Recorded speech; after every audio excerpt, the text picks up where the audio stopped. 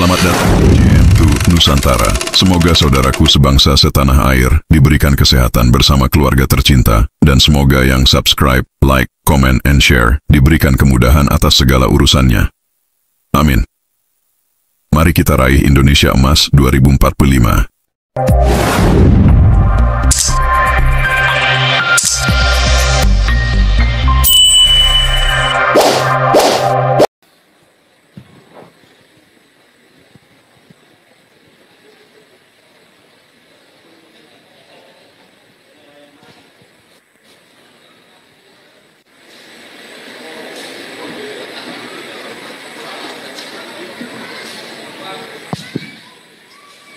Assalamualaikum warahmatullahi wabarakatuh.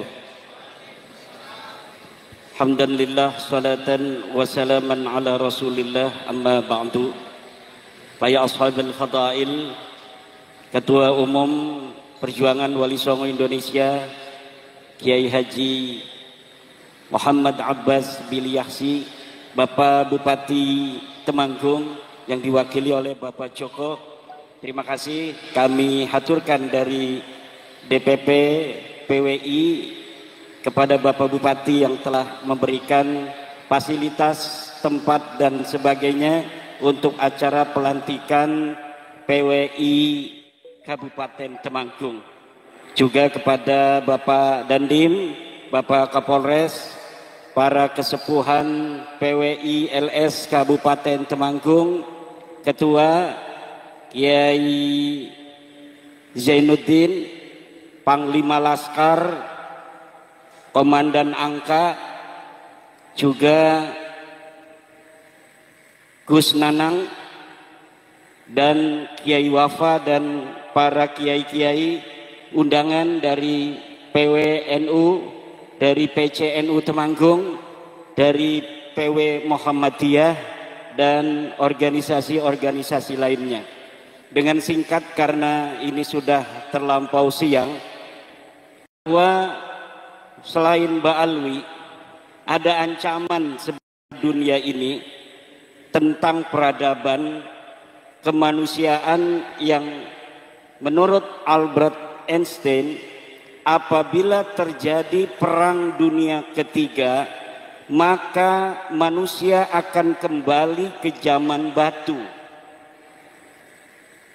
Pada Perang Dunia Kedua, di 15 Agustus Nagasaki Hiroshima dibom atom oleh Amerika, Albert Einstein sebagai orang yang menemukan teori relativitas, di mana bom atom itu dirakit berdasarkan teori Albert Einstein, itu beliau sangat menyesali dapat menemukan teori relativitas yang menjadi dasar teori daripada pembikinan bom atom atau bom nuklir.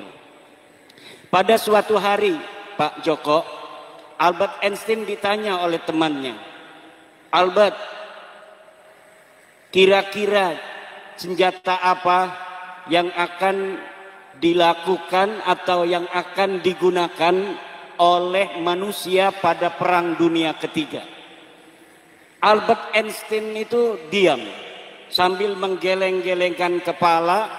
Lalu kata Albert Einstein, "Saya tidak tahu senjata apa yang akan digunakan oleh manusia pada saat Perang Ketiga, tetapi saya tahu apa yang digunakan oleh manusia pada saat Perang Dunia Keempat, yaitu tongkat dan batu." Artinya apa? Jika Perang Dunia Ketiga terjadi, maka peradaban manusia yang dibangun ribuan tahun yang silam sampai hari ini, itu semuanya akan hancur, akan kembali ke zaman batu.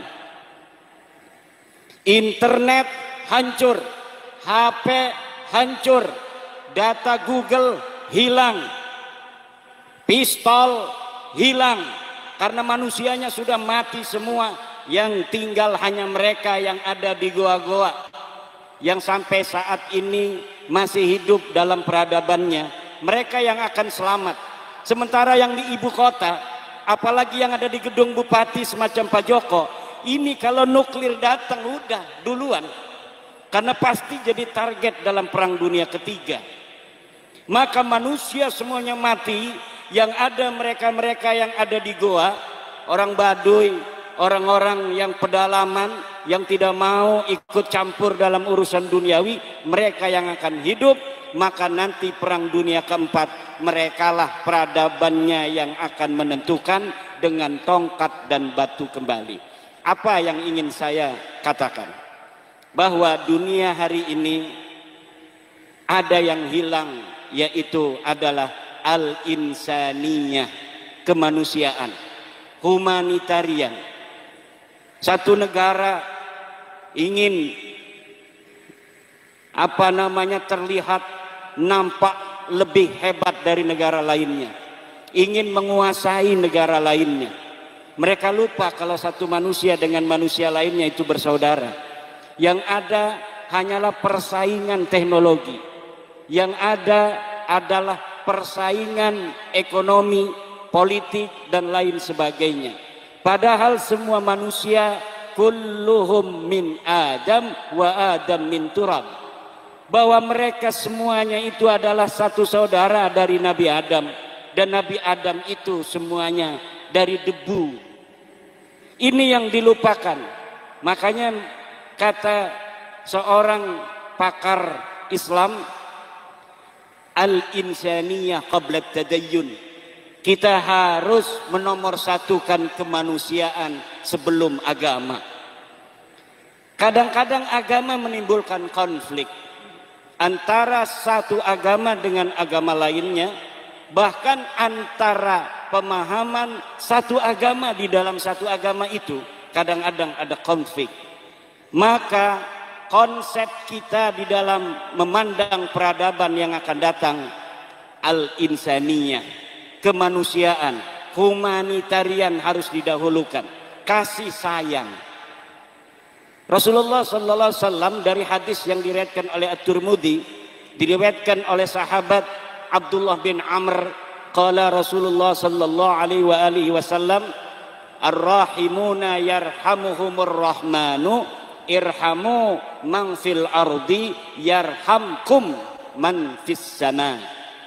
Orang-orang yang kasih sayang akan disayang Tuhan. Sayangilah orang yang ada di bumi tanpa mengenal adat istiadat, suku, agama, kepercayaan, ekonomi. Yarhamkum man fis sama, maka Allah akan menyayangi kalian. Ini hadis namanya dikenal oleh ahli hadis dengan al-hadisul musalsal bil awwaliyah. Jadi ini hadis musalsal yang dari Rasulullah kemudian diberikan kepada Abdullah bin Amr, huwa awwalu hadisin sami'ahu min Rasulillah. Awal hadis yang diterima Abdullah bin Amr dari Rasulullah adalah hadis rahmah. Kemudian ke muridnya, sampai ke Ibnu Uyainah, sampai ke guru saya, itu semuanya menerima hadis pertama itu hadis musalsal bil awaliyah ini. Apa itu hadis musalsal? Hadis yang diriwayatkan rab'ul hadisi ala halatin wahidah, menyambungkan sanad hadis sampai Rasulullah ala halatin wahidah, dengan satu keadaan, yaitu keadaannya adalah semuanya diawali dengan kalimat hada awwalu hadisin sami'tuhu minhu. Saya mendapat hadis musalsal ini dari guru saya Syekh Zainal Muttaqin Al-Bantani. Dia mengatakan qala syaikhi summa dzakara hadzal hadisa summa qala wa hada awwalu hadisin sami'tuhu minhu. Dia mendapatkan dari gurunya Syekh Yasin Al-Padani. Syekh Yasin Al-Padani juga mengatakan hada awwalu hadisin sami'tuhu min syaikhi. Saya mendapatkan dua jalur hadis rahmah ini. Yang pertama tadi dari Syekh Zainal Muttaqin Al-Bantani, yang kedua dari Syekh Muhammad bin Ibrahim bin Abdul Ba'is Al-Kattani dari Iskandaria Mesir. Saya bertemu dengan beliau, beliau mengijazahkan hadis musalsal ini kepada saya. Dia mengatakan, wa ada awwalu hadisin sami'tuhu min Syekhi Abdul Hayy Al-Kattani wa huwa yaqulu hada awwalu hadisin sami'tuhu min Syekhi Abd Ahmad Al-Ghumari ila Rasulillah Muhammad sallallahu alaihi wasallam. Jadi biasanya para ahli hadis itu mendapatkan hadis pertama itu bukan tentang sholat, bukan tentang puasa, bukan tentang haji, tapi tentang rahmah, tentang kasih sayang. Apa artinya? Kita disuruh untuk saling menyayangi semua orang, termasuk PWI dibentuk ini adalah karena rahmah, karena cinta, karena kasih sayang kepada manusia yang dijadikan budak oleh manusia lainnya, yang bertentangan bukan hanya dengan insaniyah fil Islam, tetapi juga bertentangan dengan Pancasila sila kedua, kemanusiaan yang adil dan beradab. Apa artinya kemanusiaan yang adil dan beradab ini, Gus Nanang? Artinya semua manusia harus kita pandang sama, dengan kehormatan yang sama, dengan kemuliaan yang sama. Yang beradab semuanya harus dimuliakan. Tidak boleh karena dia hanya seorang tukang es teh, kemudian orang yang banyak duitnya merasa lebih mulia dari seorang yang berdagang es teh. Betul apa tidak? Itu bukan ajaran Wali Songo. Ajaran Wali Songo berdasarkan cinta. Betul apa yang dikatakan oleh Gus Abbas tadi, bahwa kita dijajah ratusan tahun, tapi ketika penjajah itu hilang, Islam dan budaya Indonesia ini tidak hilang. Kenapa? Karena Islam dan budaya Indonesia, budaya Nusantaranya menyatu. Bahkan bahasa Belanda saja itu tidak menjadi bahasa mayoritas, kata-katanya diserap oleh bangsa Indonesia. Hanya beberapa kata dari bahasa Belanda yang tersisa. Anduk itu bahasa Belanda, hordeng itu saja. Tetapi coba lihat di Malaysia, ketika Malaysia dijajah oleh Inggris, bahasa Melayu sekarang tidak mempunyai jati diri. Kenapa? Karena bahasa Melayunya 3 kata, bahasa Inggrisnya 6 kata. Tetapi Indonesia dijajah oleh Belanda, bahasa Melayu masih bisa kena oleh bahasa Belanda, tapi bahasa Jawa sama sekali tidak bisa diinfiltrasi oleh bahasa Belanda. Bahasa Sunda tidak bisa dimasuki oleh suku kata bahasa Belanda. Bahasa Aceh, bahasa Madura, bahasa Lombok, semuanya punya bahasa daerah, dan bahasanya mereka semua tidak bisa dikalahkan oleh bahasa penjajah. Wali Songo menyebarkan agama Islam bukan hanya dengan otak, bukan hanya dengan tenaga, tapi juga dengan basirah, dengan mata hati. Seakan-akan para leluhur kita itu, Wali Songo itu, mengetahui bahwa jika syariah lebih dikedepankan di dalam bagaimana menyebarkan Islam, maka kekuatannya akan hanya di permukaan saja, hanya artifisial ansih. Tetapi cara Wali Songo itu menyebarkan agama Islam di Jawa, di Sumatera, di Kalimantan, di Sulawesi, di Bali, di Lombok, di Papua, juga menyentuh aspek-aspek tradisi, aspek-aspek budaya. Bukan hanya membangun agama, tetapi juga membangun budaya. Inilah kekhawatiran perjuangan Wali Songo Indonesia. Ada hari ini bukan ajaran Wali Songo mendominasi mimbar-mimbar Wali Songo, mimbar-mimbar Rasulullah, kemudian mengajarkan Islam sebagaimana Islam yang mereka kenal tanpa cita rasa budaya sama sekali. Kalau tidak bid'ah, haram. Ada juga yang menyebarkan agama Islam hari ini dengan ajaran-ajaran kastanisasi. Seakan-akan di dalam Islam itu ada kasta. Padahal Rasulullah telah mengatakan la fadla li arabiyyin ala ajamiyyin, wala li ajamiyin ala arabiyyin, wala li abyada ala aswada, wala li aswada ala abyada illa bittaqwa. Tidak ada keunggulan orang Arab di atas orang ajam, tidak ada orang kulit putih kepada mereka yang berkulit hitam, atau yang berkulit hitam di atas yang berkulit putih, illa bittaqwa. Inna akramakum indallahi atqakum, sesungguhnya yang paling mulia di sisi Allah adalah orang yang paling bertakwa. Maka PWI hadiran itu, kalau nyombongan ya kita lebih baik dari orang yang hari ini merasa hebat. Dan apanya saja, dilihat dari apanya saja, dari leluhur kita jelas. Dari apanya saja, dari leluhur kita jelas. Kerajaan Salangkandagara jelas, kerajaan Banten jelas, kerajaan Pajajaran jelas, orangnya ada, sejarahnya ada, batu bertulisnya ada. Kerajaan Singosari jelas, kerajaannya semuanya jelas, terdata, ada. Nggak ada bukti fisik di zamannya yang dapat membuktikan keberadaan mereka. Fisik di zamannya yang dapat membuktikan keberadaan mereka. Nasab sejarah mereka ditulis 550 tahun setelahnya, kemudian dijajakan kepada kita untuk mempercayainya, dan dengan itu mereka merasa lebih tinggi dari kita. Ini masalahnya. Siapa leluhur mereka yang ikut berdarah-darah dalam perjuangan merebut kemerdekaan sebelum menyebarkan agama Islam? Kok tidak menyebarkan agama Islam, kemudian bikin-bikin makam palsu yang seakan-akan makam palsu ini yang menyebarkan agama Islam di Temanggung? Nggak bisa, Kiai Zainuddin.